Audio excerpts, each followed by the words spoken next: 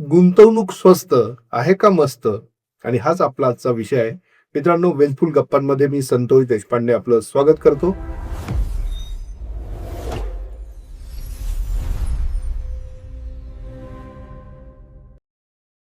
आणि आज आपण जाणून घेणार आहोत, की छोटे जे स्टॉक्स असतात किंवा छोट्या कंपन्या असतात किंवा ज्यांना पेनी स्टॉक्स म्हणतात, त्यामध्ये जर आपण गुंतवणूक केली, तर त्यातनं काय होतं? संपत्ती निर्माण होते, त्यात काही धोके असतात का? हा संपत्ती निर्माण होण्याचा उत्तम मार्ग आहे. असेल तर त्यासाठी पुढं कसं जायचं? आणि त्याच विषयावरती मी आपले मार्गदर्शक संदीप भुजशेट्टी सरांना आज बोलतं करतोय. सर नमस्कार. नमस्कार. छोट्या कंपन्यांमध्ये गुंतवणूक ही अनेकांना खूप आकर्षक वाटत असते. मग त्यात खरंच त्यांनी जायचं, न जायचं किंवा कशा पद्धतीने जायचं हे सगळं आज आपण उलगडून दाखवू. मात्र मी जे पहिलं विधान केलं, की छोट्या कंपन्यांमध्ये गुंतवणूक करणं हा खरोखर एक राजमार्ग आहे श्रीमंतीकडे जायचा. हे खरं आहे का? नक्कीच खरं आहे. कारण आज ज्या मोठ्या कंपन्या भारतीय बाजारामध्ये मोठ्या प्रमाणात काम करताना दिसतायत. मी काही उदाहरणं देऊ इच्छितो, की रिलायन्स, एच-डी-एफ-सी बँक ह्या कंपन्या एकेकाळी छोट्या कंपन्या होत्या. ज्यावेळेस छोट्या कंपन्या असताना तुम्ही योग्य कंपन्यांची जर निवड केली आणि दीर्घकालीन याचा अर्थ किमान 25-30 वर्ष ह्या कंपनीमध्ये जर टिकून राहिला, तर आज जर रिलायन्सकडे बघितलं, आज जर एच-डी-एफ-सी बँकेकडे बघितलं, तर ज्या पद्धतीची संपत्ती ह्या कंपन्यांनी गुंतवणूकदारांना करून दिली आहे, ही अतिशय मोठा परतावा या माध्यमातून मिळालेला आहे. त्यामुळे छोट्या कंपन्या ह्या नक्कीच मोठ्या झाल्यानंतर मोठा परतावा आपल्या गुंतवणूकदारांना देत असतात. परंतु सगळ्यात महत्त्वाचा विषय इथे आहे, की प्रत्येक छोटी कंपनी ही मोठी होतेच असं नाही. अनेक छोट्या कंपन्या त्यांच्या अस्तित्वाला तिथेच समाप्ती करतात आणि अनेक छोट्या कंपन्या बाजारातून नष्ट होतात. त्यामुळे गुंतवणूकदारांनी छोट्या कंपन्यांची निवड करताना अत्यंत बारकाईने अभ्यास करणं गरजेचं आहे. आम्ही या गोष्टीला हाय रिस्क हाय रिटर्न असं म्हणतो. उदाहरणार्थ जर आपण ह्या ठिकाणी गुंतवणूक करणार असाल, तर अत्यंत मोठा धोका सुद्धा तुम्हाला पत्करण्याची तयारी या ठिकाणी घ्यावी लागेल. म्हणूनच छोट्या कंपन्यांमध्ये गुंतवणूक करताना अनेक गोष्टींची काळजी आपण गुंतवणूक करण्यापूर्वी करणं गरजेचं आहे. मित्रांनो, थोडक्यात असं की हाय रिस्क हाय रिटर्न हे आता त्यांनी जसं सांगितलं सरांनी, त्या पद्धतीने संधी तर खूप आहेत, मात्र त्यात कसं जायचं हा खरं तर खूप ट्रिकी विषय आहे. आणि म्हणूनच आता तुमच्याकडे त्या विषयाकडे वळतोय. डायरेक्ट शेअर मार्केटमध्ये जाणं हे अनेकांना खरं तर खूप छान वाटतं, मात्र भीती देखील वाटते. तर डायरेक्ट शेअर मार्केटमध्ये छोट्या कंपन्यांमध्ये गुंतवणूक करणं हे किती सोयीचं आहे? तुम्हाला काय वाटतं? संतोषजी, अनेक उदाहरणं आज बाजारामध्ये आहेत, की जवळपास येणारा प्रत्येक नवीन गुंतवणूकदार बाजारामध्ये जेव्हा येत असतो, तो अनेक वेळा दुर्दैवाने स्वतःचा अभ्यास न करता हा फक्त टिप्सवरती बाजारामध्ये गुंतवणूक करण्यास येत असतो. आणि टिप्सच्या माध्यमातून किंवा एखाद्या दिलेल्या माहितीच्या आधारे जेव्हा गुंतवणूक करण्याचा निर्णय होतो आणि खिसे आपले जेव्हा मोठ्या रकमेसाठी तयार नसतात, तर छोट्या कंपन्यांच्या छोट्या भावातल्या योजनांकडे किंवा कंपन्यांकडे आपण आकर्षित होतो. आणि छोट्या भावामध्ये ती कंपनी मिळत आहे, हा केवळ एक क्रायटेरिया आपण गुंतवणुकीसाठी लावत असतो आणि तिथेच आपण मोठ्या एका ट्रॅपमध्ये अडकत असतो. कारण छोट्या कंपन्या जरी बाजारात छोट्या किमतीमध्ये उपलब्ध असल्या, तरी त्यांच्यात असणारी पोटेन्शियल्स ही आपल्याला तपासणं गरजेचं आहे. त्या जर न तपासता आपण गुंतवणूक करण्याचा निर्णय करणार असू, तर बहुतांशी वेळा किंबहुना मोठ्या प्रमाणामध्ये गुंतवणूकदाराला निराशा पदरी पडते. कारण गुंतवलेला पैसा वाढत नाही, किंबहुना अनेक छोट्या कंपन्या भविष्यामध्ये बाजारातनं निघून जातात आणि मग आपला पैसाही त्या ठिकाणी आपल्याला परत काढता येत नाही. एक उत्तम उदाहरण म्हणून तुम्हाला देतो. नुकताच 2025 मध्ये एक खूप मोठा गडबडीचा एक प्रसंग बाजारामध्ये झाला. एका छोट्या कंपनीने आपल्या कंपनीच्या नावामध्ये छोटासा बदल केला आणि त्या बदलामध्ये त्यांनी त्या ठिकाणी फक्त सेमीकंडक्टर हे नाव वापरलं आणि एका वर्षामध्ये ती साधारणपणे 200 ते 300 रुपये भाव असणारी कंपनी एकाच वर्षामध्ये 13,000% वाढली. काय सांगतोय? आणि लोकांना असं वाटलं, की आपण अत्यंत चांगला निर्णय केलाय. आज अखेरीला त्या कंपनीमधनं गुंतवणूकदाराला बाहेर पडण्यासाठी रस्ता सापडत नाहीये. भाव वरती आहे. बाजारामध्ये तो भाव विकत घेणारा कोणीच नाहीये. त्यामुळं अशा एक प्रकारच्या मोहजाळात किंवा अशा एक प्रकारच्या ट्रॅपमध्ये छोट्या गुंतवणूक कंपन्या ह्या गुंतवणूकदाराला आकर्षित करून अडकवत असतात. ह्याच्यापासून प्रत्येक गुंतवणूकदारांनी वाचलं पाहिजे.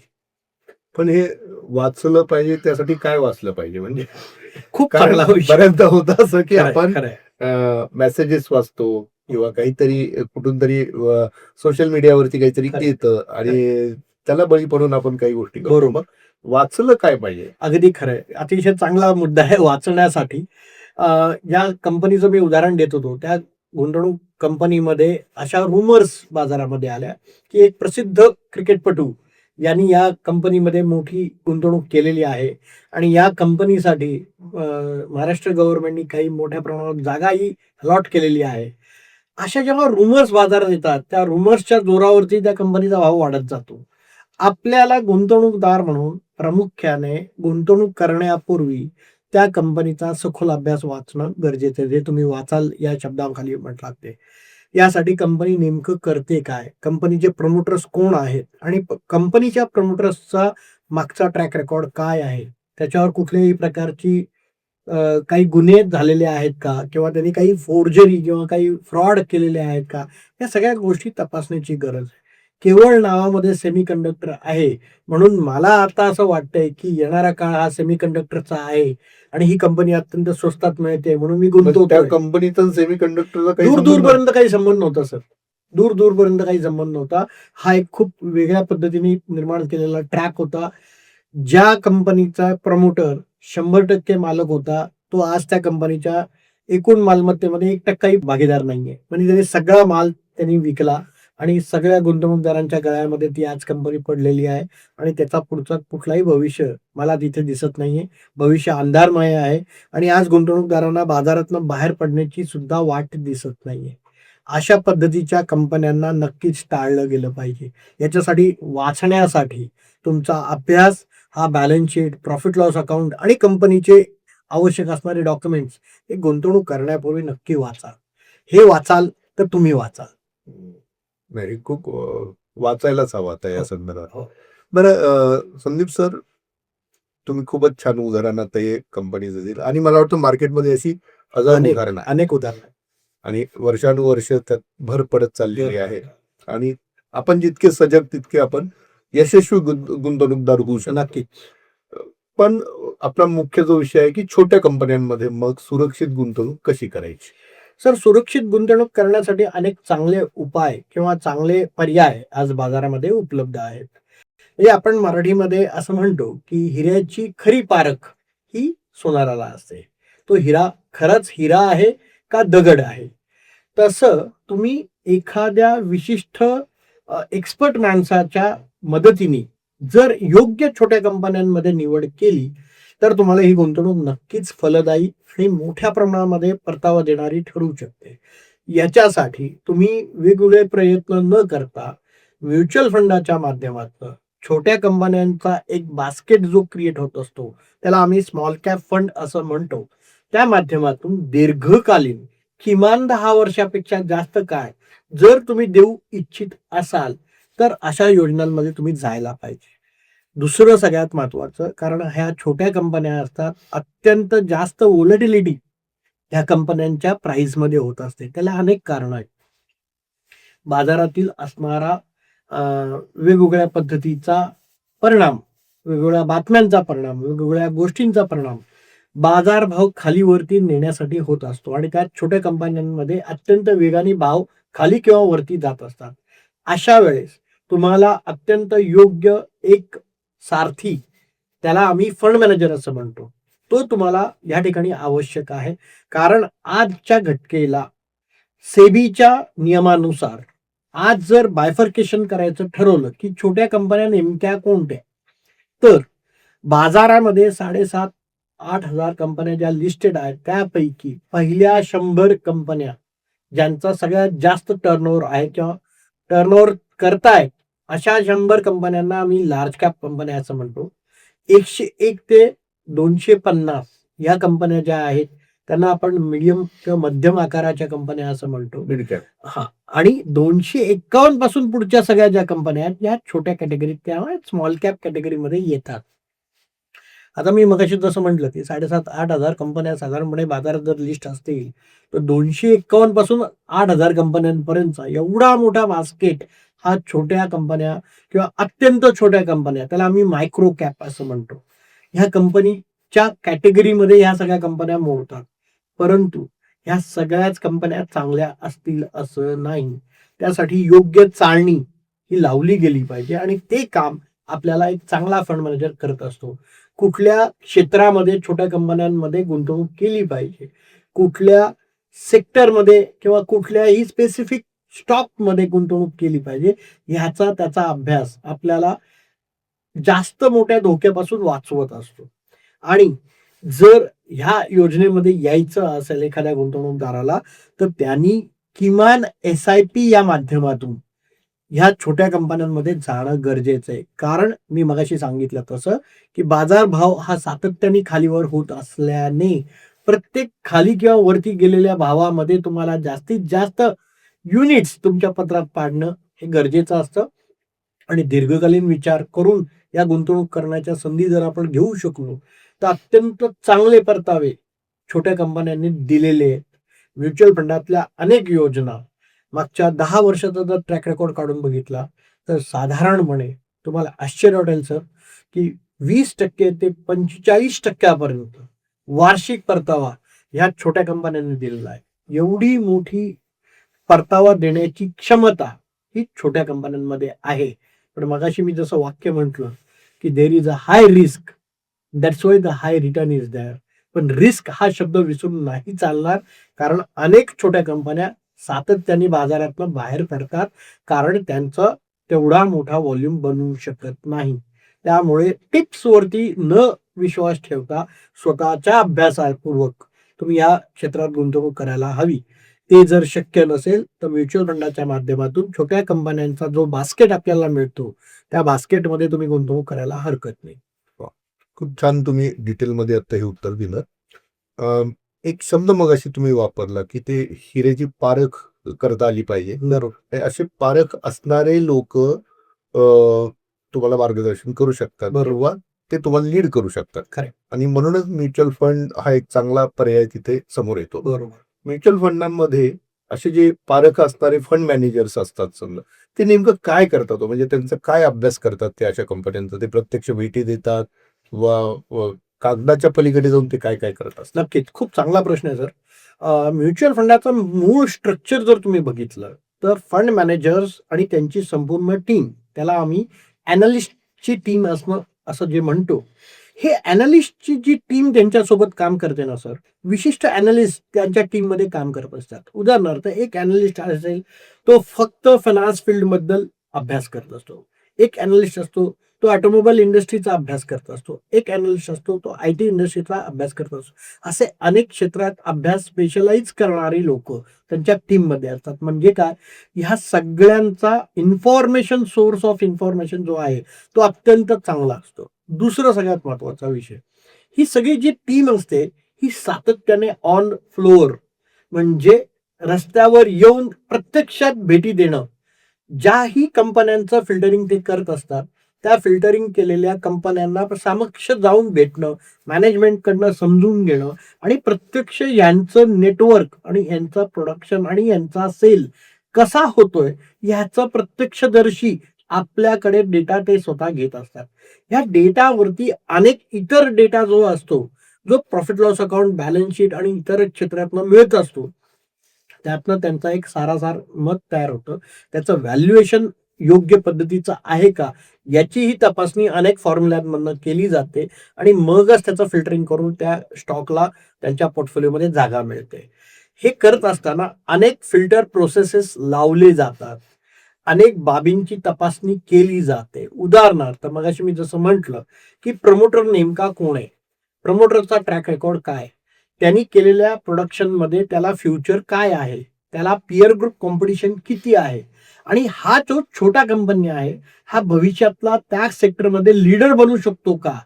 हे तपासण्याचं काम ही अनालिस्ट मंडळी करत असतात आणि मग त्यांच्या रेकमेंडेशन्सला पुढे फंड मॅनेजर रेकग्नाइज करतात आणि त्यातले ठराविक बेस्ट स्टॉक्स हे पोर्टफोलिओमध्ये घेतले जातात. मगाशी मी म्हटलं तसं 251 पासून 7,500-8,000 हजारापर्यंतचा जो आकडा आहे, ह्याच्यातनं तुम्हाला फक्त 45-50 टॉप बेस्ट कंपन्यांना सिलेक्ट करायचं आहे आणि त्याला अनेक तपासणीला ते ते तपासत असतात आणि सातत्याने त्याला फिल्टर करत करत करत त्या एखाद्या स्पेसिफिक हाय क्वालिटी स्टॉकला जागा देतात आणि त्यातही फार मोठा एक्सपोजर ते घेत नाहीत. जास्तीत जास्त 3 ते 4% एक्सपोजर हे एका स्पेसिफिक कंपनीमध्ये केलं जातं. म्हणजे एक सामान्य गुंतवणूकदार अत्यंत चांगल्या पद्धतीने स्वतःच्या पैशाला प्रोटेक्ट करू शकतो, कारण तो वेल डायव्हर्सिफाईड असतो. अनेक क्षेत्रातील अनेक छोट्या कंपन्यांमध्ये साधारणपणे 50 ते 60 वेगवेगळ्या कंपन्या ह्या त्याच्या पोर्टफोलिओमध्ये आलेल्या असतात.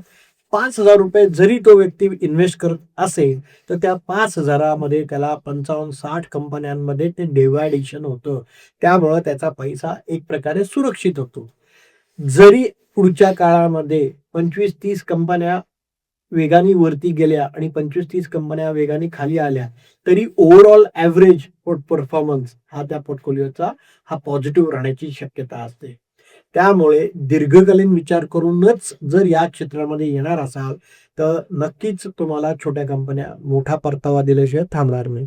वा, खूप छान तुम्ही सांगितलं.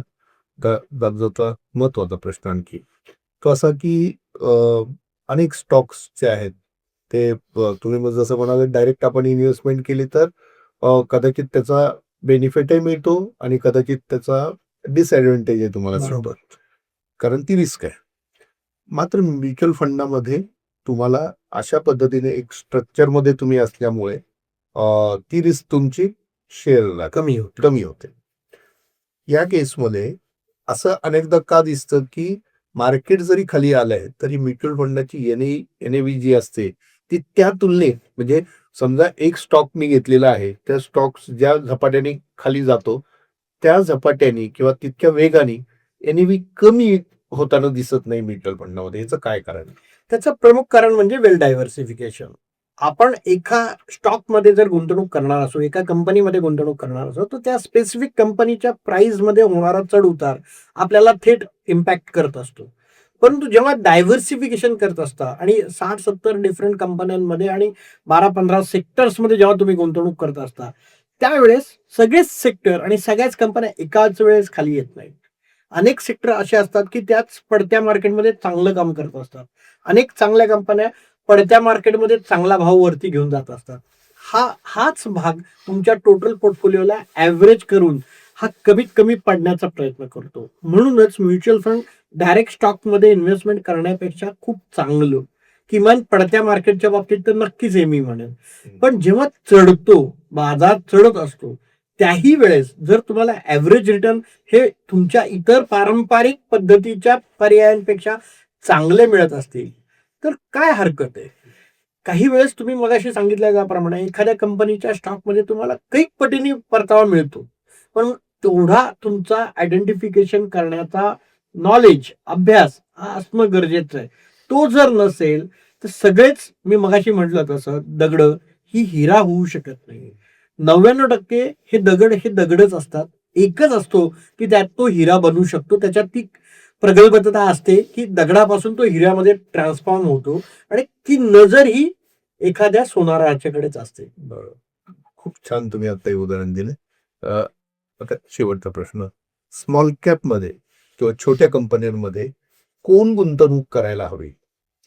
म्हणजे तुम्ही सांगितलं दीर्घकालीन परतावा याच्यातून तुम्हाला अपेक्षित असेल तर तुम्ही याच्यात जरूर या. पण माझ्याकडे समज ₹100 आहेत आणि मला आता म्युच्युअल फंडांमध्ये यायचं आहे किंवा मला ओव्हरऑलच इन्व्हेस्टमेंट करायची आहे. तर ₹100 मी किती रुपये स्मॉल कॅपसाठी किंवा छोट्या कंपन्यांसाठी ठेवायला हवे? खूप चांगला प्रश्न आहे. तुमच्या टोटल पोर्टफोलिओच्या साधारणपणे 10 ते 15% किंवा जास्तीत जास्त 20% याचा पैसा हा तुमचा फक्त स्मॉल कॅपमध्ये असायला हवा. कारण मगाशी मी जे सांगितलं, की वारंवार होणाऱ्या बदलांमुळे ह्याचे भाव सातत्याने खाली किंवा वर जात असतात. पण आम्ही ह्याला ॲडिशनल ट्रिगर देणारा पोर्टफोलिओ असं म्हणत असतो.